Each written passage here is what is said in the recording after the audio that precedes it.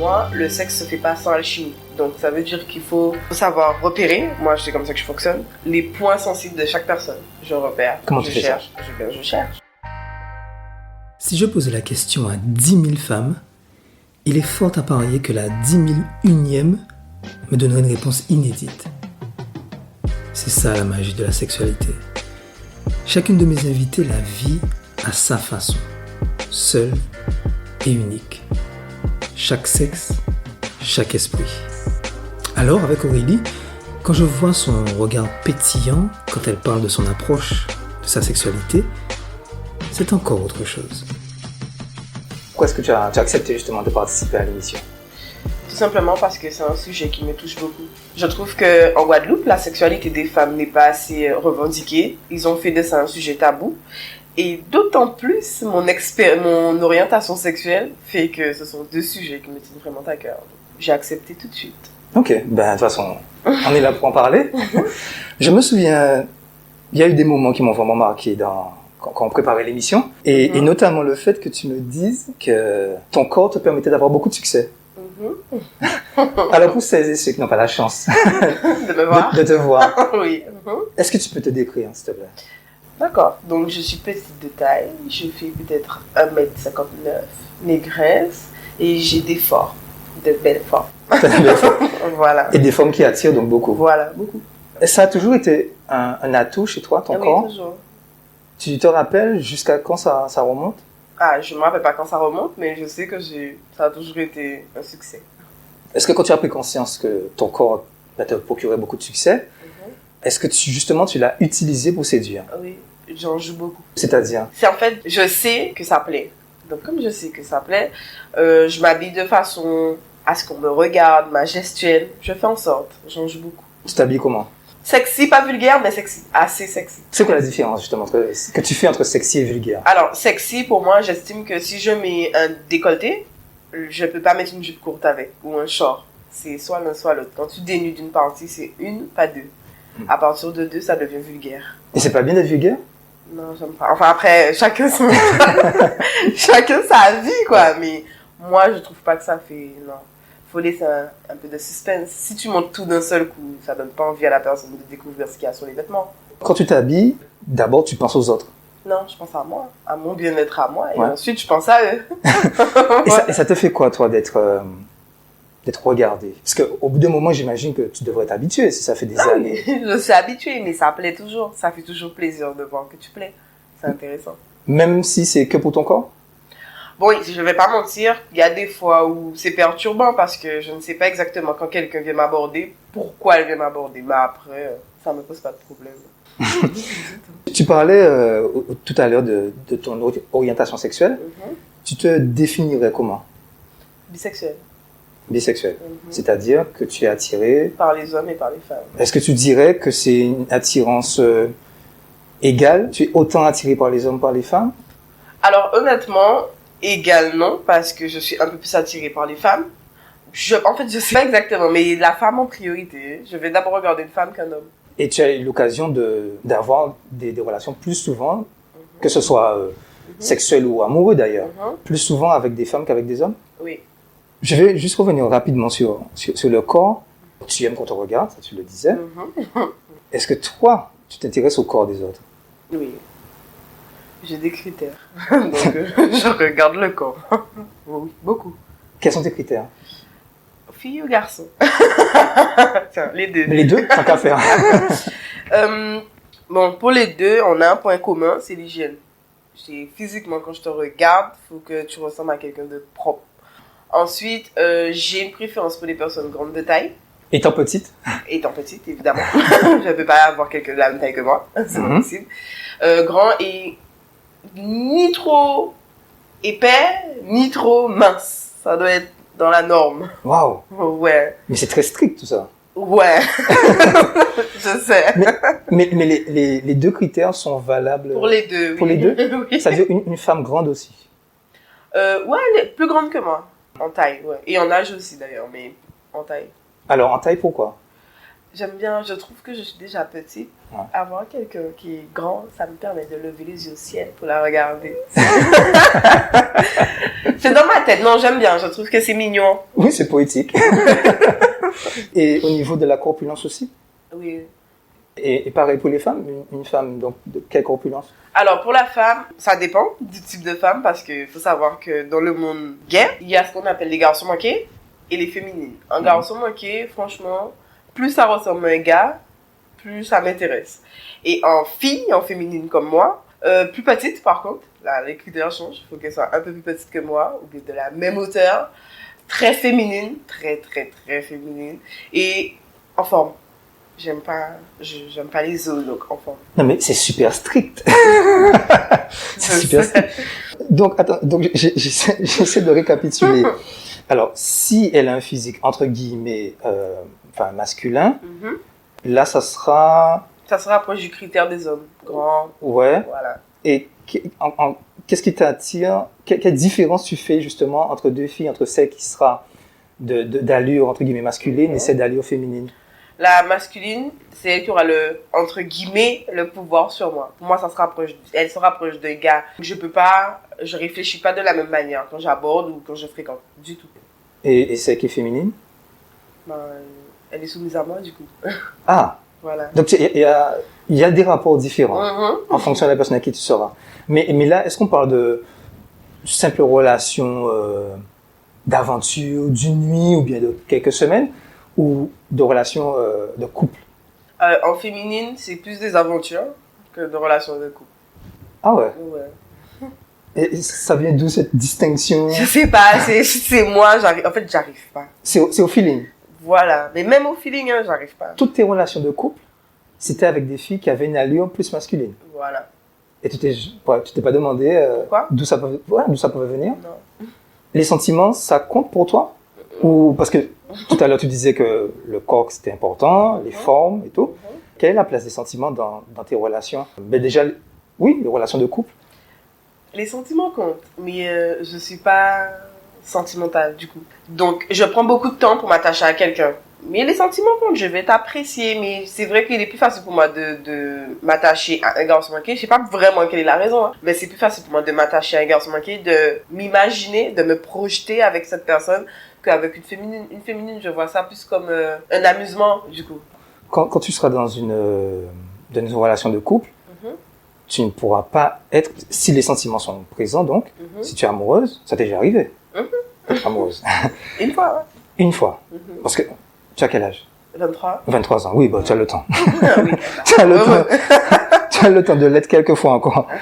Est-ce que tu peux être amoureuse d'une personne qui a un physique qui te plaît pas particulièrement, mais que tu aurais été touchée par d'autres qualités? Amoureuse? Non. Non. Non. Je peux être attachée, mais pas amoureuse. Il faudra... Le physique compte. Ok, il faudra que cette personne te plaise physiquement. Oui, vraiment. D'accord. C'est valable pour les hommes aussi? Oui, plus encore. Le physique, non, c'est pas méchant, mais avant tout, c'est ton physique qui va me plaire avant d'apprendre à te connaître. Donc du coup, si le physique n'est pas top, ouais, ça, Ouais. non, c'est pas possible. Mais aujourd'hui, tu fonctionnes plus au gré des rencontres, ou bien alors, est-ce qu'il y a un choix de fait? Ça dit, bon, moi je décide maintenant d'avoir des relations qu'avec des femmes, ou alors en fait ça dépend. C'est-à-dire Non, que ça dépend. demain tu peux rencontrer un gars et Oui, en fait, effectivement, demain je peux rencontrer un gars. Il y a ce qu'on appelle le feeling, il y a de l'affinité, il y a de la complicité, c'est possible. Tout comme je peux rencontrer une fille demain et voilà. Moi, je fais pas de choix dans ma tête. Bon, D'accord. aujourd'hui c'est un gars, demain ce sera une fille, non? Et tu t'es déjà projeté en te disant, plus tard dans la vie, je ferai ce choix, savoir, voilà, je ferai ma vie avec une femme ou avec un homme, ou pas du tout? Non, pas du tout. Si je pouvais avoir les deux, ça aurait été parfait. Oui, tant qu'à faire. Voilà.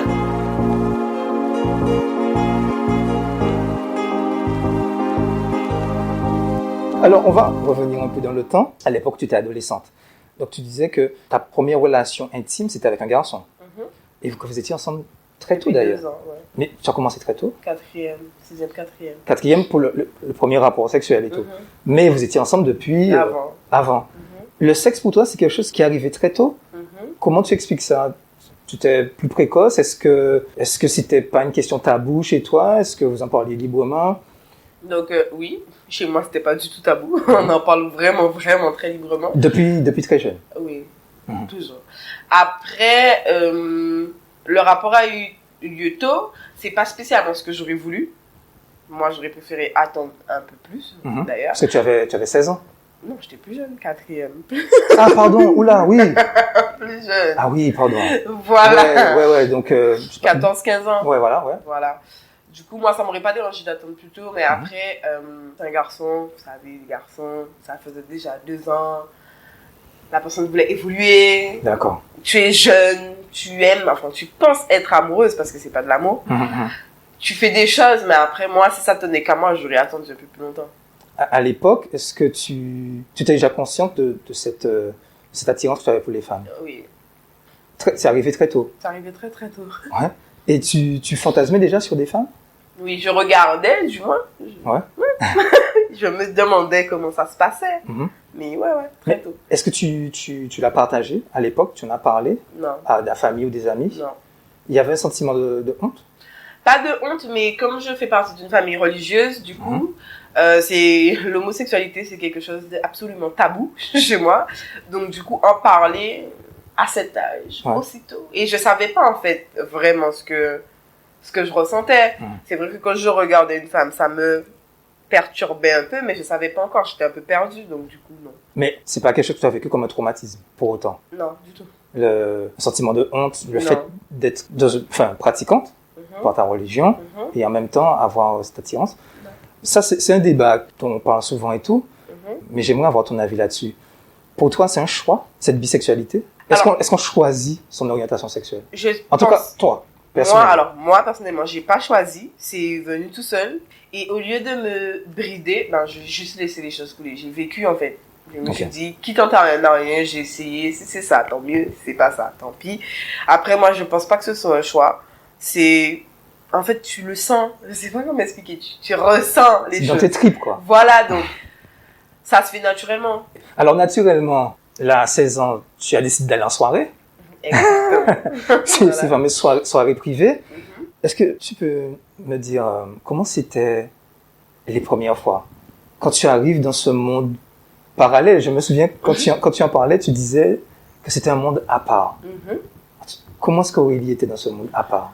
Franchement, en toute honnêteté, bien. Bien, pour plusieurs motifs, parce que tu arrives là, en vrai, personne n'est sur toi. Tout le monde fait ses affaires, tu es libre, tu arrives en mode inconnu.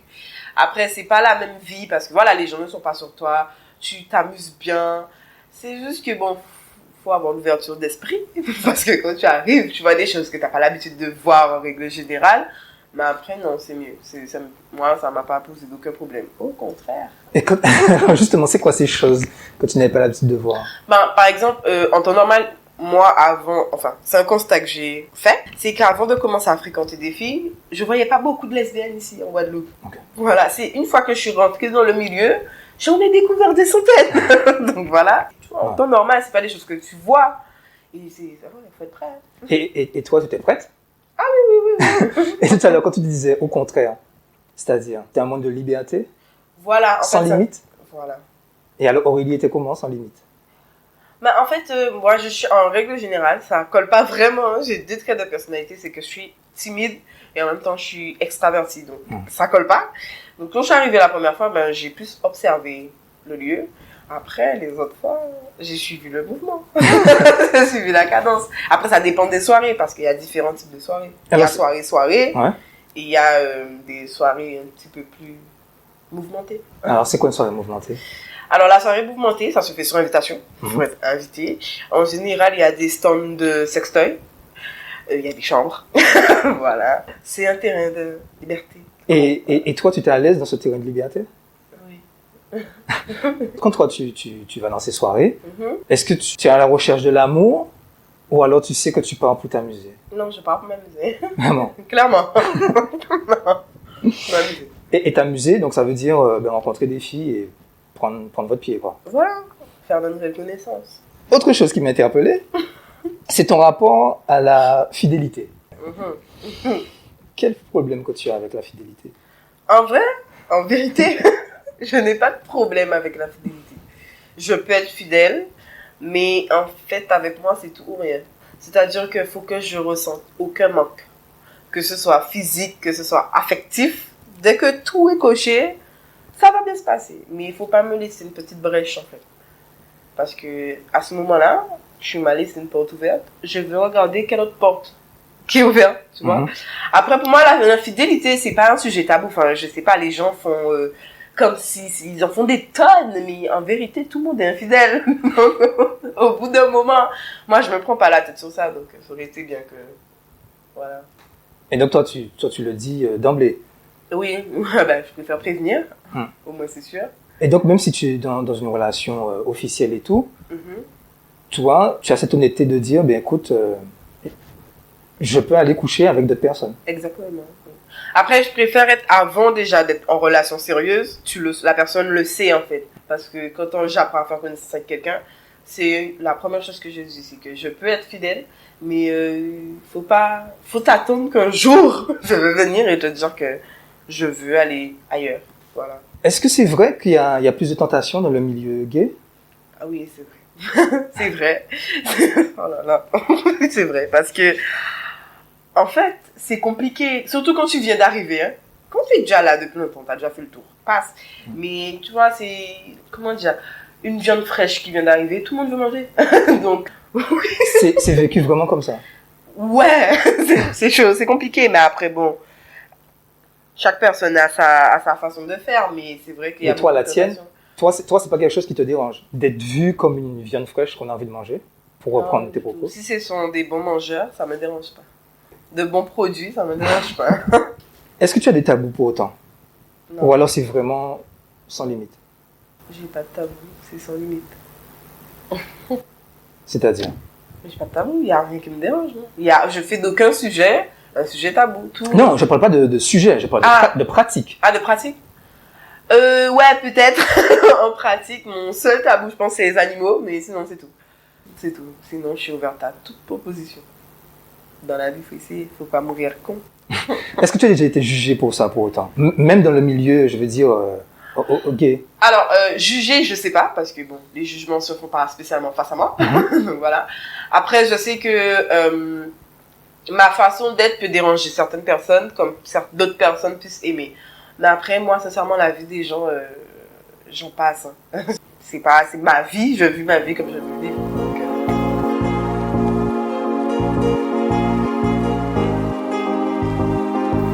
Toi, justement, Aurélie, tu disais que tu te définissais comme étant bisexuel. Donc, tu as, entre guillemets, cet élément de comparaison. Si tant est qu'il fallait comparer. Mais moi, ce que j'aurais aimé te demander, c'est qu'est-ce que ça te fait d'être face à un corps qui est le même que le tien? Est-ce que tu te sens dans le rapport sexuel mieux comprise, le fait que ce soit une femme comme toi? Bon, alors, pour être honnête, oui, je me sens plus comprise, mais après, j'ai déjà fait beaucoup de comparaisons, hommes et femmes. Moi, je dis que ça dépend du feeling. Parce que ça peut être une femme qui connaît son corps, c'est une femme, on est censé connaître nos corps, et c'est pas spécialement réussi. Tu vois? Donc moi, je pense que c'est plutôt au feeling. C'est si les deux personnes ont une attirance sexuelle, une tension sexuelle entre eux, le sexe est parfait. Ça veut dire que c'est pas parce que tu vas coucher avec une femme comme toi qu'elle s'y connaît, que voilà. L'orgasme est systématiquement garanti. Non, voilà, c'est un mythe ça. C'est faux. Hein? C'est faux. C'est pas parce que c'est une femme que waouh, spécialement ce sera magique. Non, c'est faux. Il y en a certaines qui sont... C'est comme pour les hommes. Il y en a certaines, ils s'y connaissent, et il y en a d'autres, c'est pas leur point fort. Non, mais c'est parce que nous, on nous reproche souvent, en tant qu'hommes, d'être maladroits, de ne pas prendre notre temps, de ne pas savoir où caresser, où toucher, d'être égoïste. Enfin, je veux dire, évidemment. Oui. En général, heureusement quand même qu'il y a des gars qui sont bien. Mais, alors bon, c'est une expression que je n'aime pas trop, mais ça existe, entre guillemets, les mauvais coups chez les femmes? C'est la même, en fait, je sais pas pourquoi tout le monde veut faire une comparaison, parce qu'en vérité, c'est la même chose. Il y a des femmes qui sont maladroites, qui savent pas s'y prendre, qui savent pas où forcément caresser, parce que j'ai envie de dire que chaque femme a des points différents, ça diverge en fait. Donc après, c'est pas une question de tuer une femme, je sais m'y prendre, c'est faux. Il y a des hommes qui sont doux, il y a des hommes qui savent s'y prendre, tout c'est C'est une question de personne. Voilà, c'est une question de personne, de pratique, d'expérience. Voilà, d'expérience aussi. Donc, il y a des femmes qui sont vraiment, alors là, je peux le dire, de très mauvais coups. Et d'être à l'écoute de l'autre.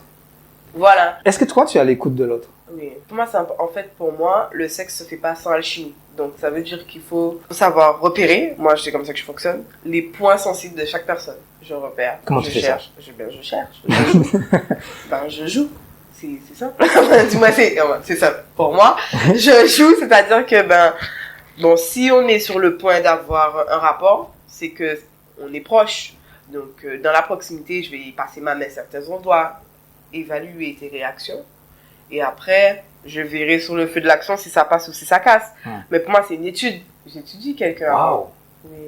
C'est aussi important que pour toi, comme ça, le sexe? Oui, c'est très important. Alors là. Pourquoi c'est important comme ça pour toi? Parce que j'aime ça. C'est bon. En fait, je vais pas dire juste j'aime ça. J'aime quand c'est bien fait. Voilà, il y a le sexe fait en pangal. Les gens disent, waouh, j'ai sexé. Il y a du sexe le vrai, avec du plaisir et c'est magnifique. Mais est-ce que toi, tu fais le sexe en pangal aussi? Franchement, ça peut arriver, vraiment, mais très rarement. Mais je préfère les choses qui sont faites avec le temps et qui a beaucoup de plaisir, en fait. Plus le désir est long, plus l'attente est longue, mieux est le désir. Et donc, dans ces cas-là, tu parles d'une relation avec une seule personne. Tu pourrais pas être dans cette recherche et tout si vous étiez à plusieurs, par exemple. Non, si. Ben, bien sûr, faut que ce soit bon. Donc, on peut être à 10, je vais utiliser les 10, c'est clair. Tu t'es déjà retrouvé dans cette situation? Bien sûr. Avec... Pas 10, mais oui. Combien de filles? 6. On était 6. Plus moi. 6. Et tu peux atteindre le même plaisir, contenter, chercher, comme tu disais, étudier et tout.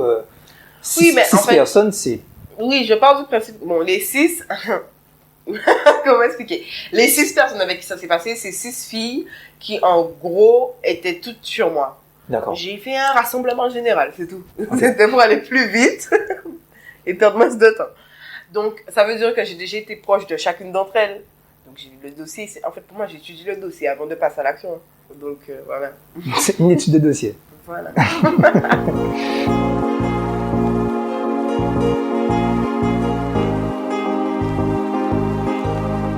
Tu arrives à t'abandonner vraiment? Alors ça, me concernant, non. Ah non, mais on parle que de toi. Oui, mais je veux dire, ça dépend de la personne. Ça dépend de la personne.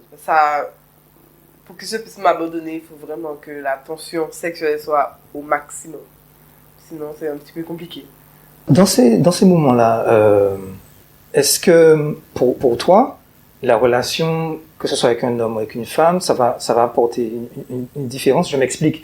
Est-ce que quand tu seras avec un homme ou alors avec une fille, entre guillemets, garçon manqué, tu vas attendre un rapport plus dynamique, plus violent, alors que la femme que tu dis très féminine et tout, là, ça sera beaucoup plus doux, plus voluptueux, plus langoureux. Non, pas Est-ce que tu fais une distinction par rapport aux deux? Non, pas du tout. Non, pas du tout. Quelle que soit la personne, nous entend la même chose. Un mélange des deux, entre douceur et brutalité. Voilà, c'est pour tout le monde, c'est le même régime. Voilà. Okay. Il n'y a pas de distinction selon la personne que ce sera et tout. Est-ce que toi, à ton niveau, ça t'arrive de t'inscrire dans un rapport de domination? Bon, alors peu importe la personne, c'est vrai, homme, femme, garçon, ok, peu importe.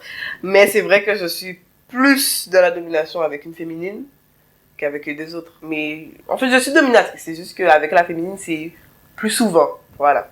Et dans les rapports de domination, ça s'exprime comment avec deux femmes? C'est moi qui prends le dessus. C'est-à-dire que avec une féminine, elle va pas me toucher.